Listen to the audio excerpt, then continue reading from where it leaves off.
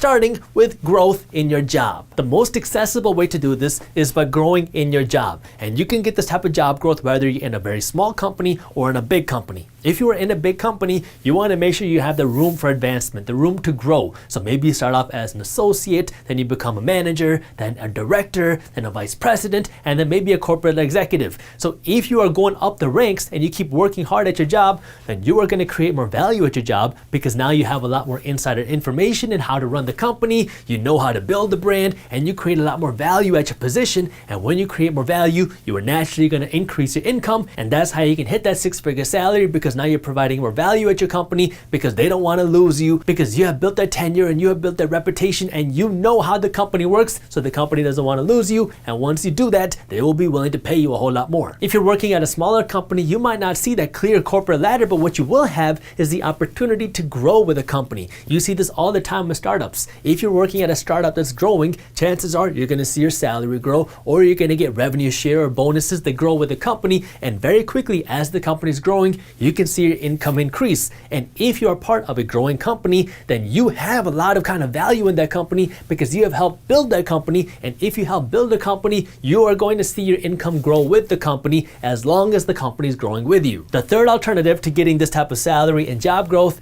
is working in sales, because in sales, it's really effort in, money out.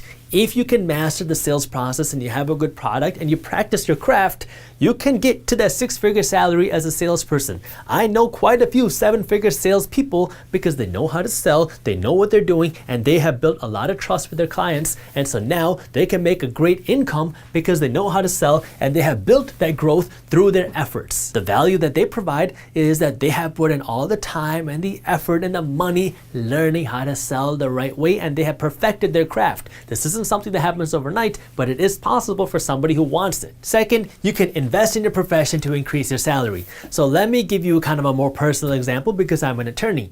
If you are a paralegal, so paralegals are people that work with attorneys, you might be making $45,000 a year.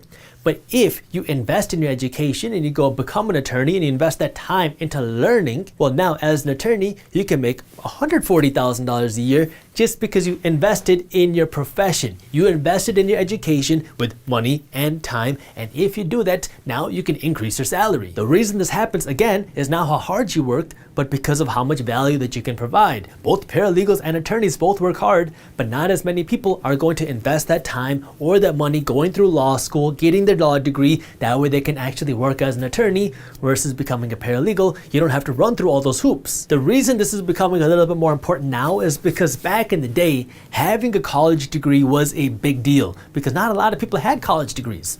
Nowadays, having a college degree is almost like baseline. That is like standard. So if you want to stick out, you need more of a professional degree or a higher level degree, which costs more money. It takes more time, but this is the reality of the society that we're in. If you want to work a job and you want to earn a higher salary, you need to be able to separate yourself from the rest of the crowd. One way to do this is to get a higher degree, maybe a law degree or an MBA or a medical degree, whatever it is, something that can help you define a higher salary. Another way to do this is to invest in your profession through something outside of the traditional education system. Maybe that means getting certified or getting some other continuing education, something that you can show people where you have more value that you can provide now because you have the certain education that a lot of other people don't. The second option works great for a lot of people because you don't need to invest as much money as you would if you wanted to get an MBA or a JD, and you don't have to invest that much time. You can do this on the side. For example, you can go online and get a certificate in understanding data science, and now you can make a six-figure salary because you have the certificate and you didn't have to go back to school in order to do that, and you didn't have to pay a school's tuition. What an employer looks for, and I'll tell you from personal experience, is people that are good at doing specific tasks. If you can show your boss or an employer that you are very valuable because you're very good at doing something, you're gonna be able to make a whole lot more money. The reason that people who graduate school with general degrees, like a general psychology degree, I can say this because I graduated college with a general psychology degree, struggle getting a good job is because it's very hard for an employer to understand what your skill set is. What is it that you're good at? Where can you provide the most value? If you don't know or cannot show where you can provide this value, then you're going to be compensated accordingly. That's why if you can get one of these certificates or get a higher degree or invest in your profession, that way you can demonstrate that you're good at something and have experience in something, you are going to be able to make more money. Third, let's talk about investing your money. That That way you can hit that 6-figure mark. So number 3 and number 4 are going to be supplemental to 1 and 2. That means you can do these things in addition to 1 and 2 to help you hit that 6-figure mark, because you can supplement your salary with number 3 and number 4. When you invest your money, so this is typically we're talking about stock market investing or real estate investing. When you invest your money, you're putting your money to work. And the good thing about this is your money doesn't need sleep, it doesn't need rest, it doesn't need to go to the bathroom, and it doesn't need vacations. Your money can work and earn your money 7 days a week, 365 days a year, and it doesn't need a break. The thing that you have to understand about investing your money is you need to have realistic expectations of the type of returns you're going to get with your money, because if you don't, then you're going to be lured into risky investments and get rich quick schemes and things that just lose you money. If we're talking a completely passive investment, right now all you're doing is you are throwing your money into an investment, whether it's stocks or real estate, then a good return based off of your money investment, not your time, just your money, is something like a 7% annual return. So if you invest $100, expect to make $7 back a year. This doesn't mean that you have to make 7% every single year on your money. This means on average, over the long term, you're making 7%. Some years are going to be more, some years are less, but on average, it's 7%. So if your goal is to make $100,000 a year, based off of the 7% return, then you have to invest $1.4 million. And then if you do that, you will be able to make $100,000 a year. That's why this is something you need to do to supplement your income, because this is something that's going to take time to build. Because if you consistently keep investing your money every single month, you are going to build a nest egg that is earning you money and that is supplementing your income. That way you can get to that 6-figure mark. Maybe your goal is to start off by just making an extra $100 a month. Once you can do that, then you can up that goal to how do you make $1,000 a month, and then $2,000 a month. It's all baby steps. There's 2 things that I want you to understand about these type of money investments. 1 is how do you get a better return, and 2, the taxes that you pay, how much money you actually keep on this money. Let me start with the taxes part, because I'm weird and I like talking about taxes, but I'll keep it simple and brief.